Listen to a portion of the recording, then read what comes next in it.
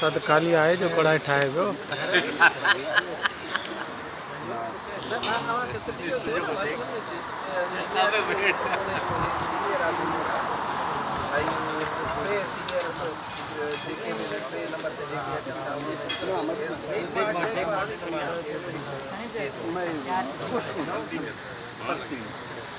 वही कढ़ाया पर